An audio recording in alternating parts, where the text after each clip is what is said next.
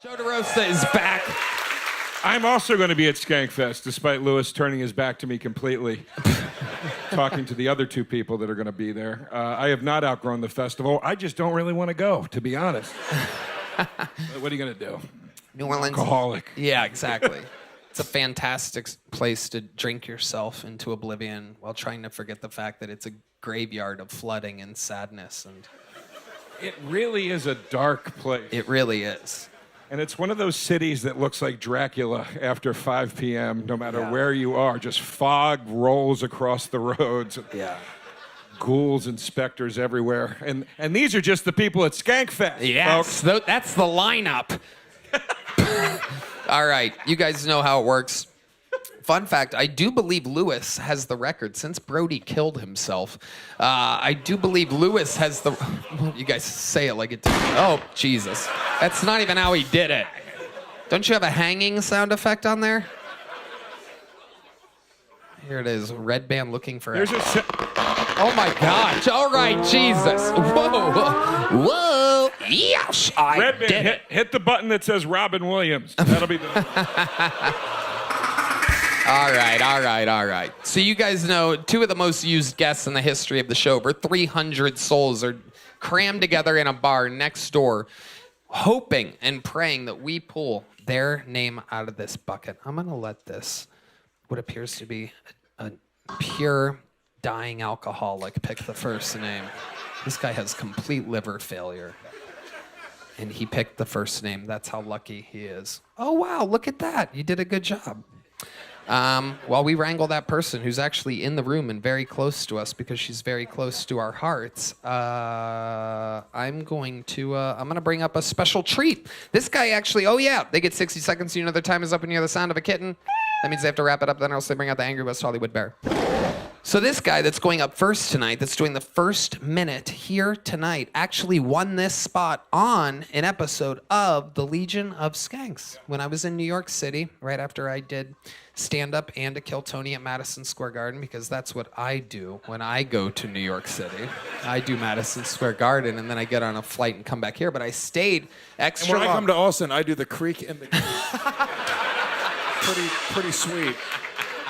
The garden, the creek, it's all nature, you know what I mean? But this guy is one of the interns at the Legion of Skanks. He did impress us with his minute on a fake, goofy episode, short little episode at Kill Tony that we did on a Legion of Skanks episode. I know this is all very confusing for you, but no reason to overthink it. Ladies and gentlemen, your first comedian doing a minute tonight goes by the name of Josh Susman, everybody. Here we go. The show has begun. The intern, Josh Susman. So I was adopted at 6 years old. And adoption is a lot like a box of chocolates. It's mostly leftovers. I mean, your choices are typically dark or darker. Never any white chocolate. It's fine. But lately I've been really connecting with my roots, right? Like I've been working on my impressions. This is an impression of LGBT MLK. I had a dream, and that dream was pretty gay. It was a gay dream. It's not great. It was not great. But, you know, I've worked a lot of strange jobs as well. I used to work with mentally handicapped orphans. It's a true story. And now I work with the Legion of Skanks. Some things never change. All right, Jeff Susman. Wow, really showing off some of that amazing comedy that you've learned from your mentor, Louis J. Gomez. I mean, absolutely. Josh, what the fuck was that? You're gonna come on one of the biggest podcasts in the world representing the Legion of Skanks with that horse shit? Yeah. Josh, you know, they told me upstairs that I'd remember you from your weird face. And I said, I'm not going to make fun of his face. And then he did that set. I'm going to make fun of your face. God damn, D-Madness. Be happy God has blessed you. I mean, it is haunting, so. It is incredible. At least it makes Halloween easy for you this week. What do you do for Halloween? You ever Sometimes a little bit of face paint, and that's about it. Right. Okay. Very interesting. What happened to it? Did anything ever happen? You ever in a horseback riding accident or something? Or is that all natural? Or your Well, my birth mother did a lot of crack, so that helps. Absolutely. So your mother was the black one. Yes. Yeah. Okay. That's good. He's Puerto Rican. He's allowed to ask those questions.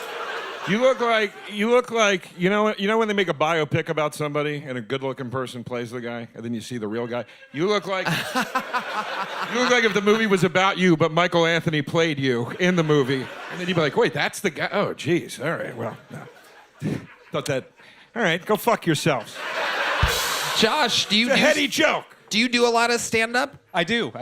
How long you been doing it for? 3 years. 3 years. Did you really used to work with mentally ill? I did. orphans? What exactly? How did you end up with that job?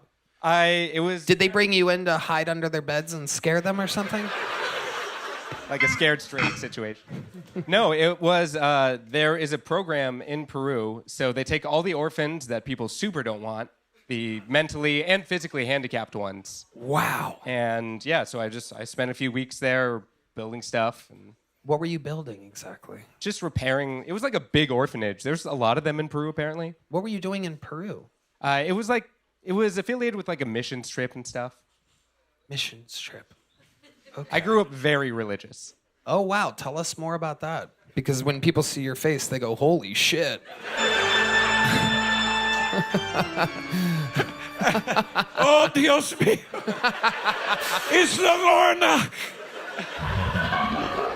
Where should we send this guy? Let me see his face. Ew. Ugh, jeez. Yeah. Ew. I liked, dude, I mean this sincerely. I'm adopted too. I met very... Oh, my parents didn't want us. Fuck you. Face is big. At least mine got rid of me on purpose and not through neglect. Son of a bitch. I'm more mad at Michael. I'm more mad at Michael on that one for least starting mine that huge fucking band piece. Mine didn't live 2 blocks away. Ouch! Ouch! God damn! That one actually hurt. Woo! I need an ice pack or something after that. God damn! It is true. My father didn't visit me very often, and he lived 2 blocks away. Thank you, Joe. I'm so glad I shared that with you. It's one of my truly very close friends. Wow, just been holding on to that, huh? Just waiting for the right moment to strike down the dragon with your fucking evil slingshot of truth. Papa! Papa, where are you? All right. No, I really did. I thought he had Let an me- interesting take on adoption. I thought it was funny. Well, hopefully our other adopted listeners felt the same way. Josh, what else about your life? Tell us something interesting Well, about you. one of the strange things I've been learning is that I was adopted into a very strange family. So, for example, I'm a mixture of things. Like I'm half black, a quarter, it's mostly Spanish, and then a quarter Native American. Right. And then my adopted dad is Jewish. Oh, Brings a whole wow. nother Gets element. worse. Wow. Oh, God. What's next? 30% Lucifer. I'm 10% warlord. I'm I recently found out that my grandfather, so he was Jewish, he was in Chicago, and he ended up becoming part of the mob, which was, I guess, the Italian mafia, which was a very strange thing. No, they need accountants too. That makes sense. The Italian mafia notoriously would bring in Jews to help them where they needed it. Or else they would just have invested all of their money into gold necklaces. All right, go ahead. And then so that I thought was interesting. Then my birth mom, of course, crack. Birth father, gone. Who knows? Naturally. And then my mom's side of the family are Rittenhouses, so like straight shooters on that one. Wow. Amazing. Who molested you the best out of all of those? Red Band, Why would you? This is an innocent adopted person. He's had a tough life. And then there you go asking questions like that when you're supposed to be just goofing around on the sound effect board. Who was your favorite molestation? Were you ever molested? Not that I can recall, but I have 6. Oh, damn. They got you so good you blacked out? Holy shit. That's how you know that uncle has a strong mouth, dude. When you're just like,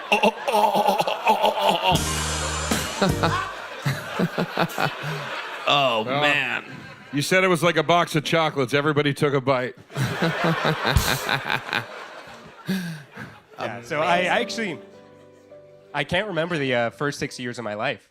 So who knows? Wow. Do you ever have flashbacks or anything? Does nothing at all ever come? No, I met a hypnotherapist once, just a friend of mine, who offered...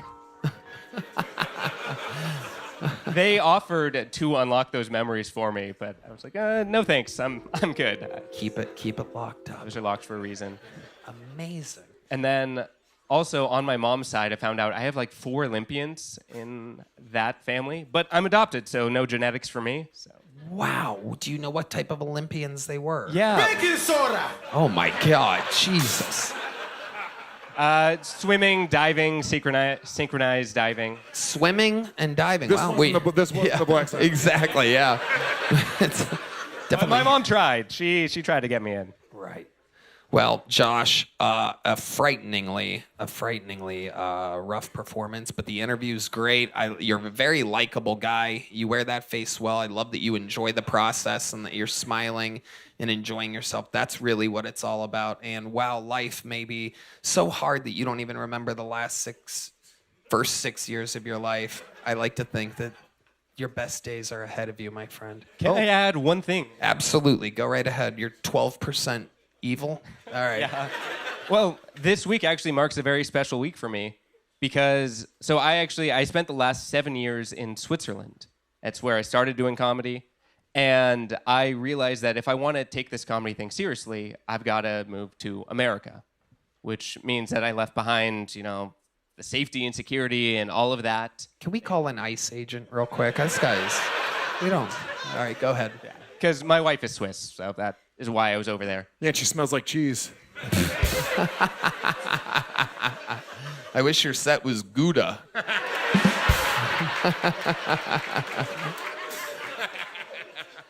And so when we moved... This is incredible.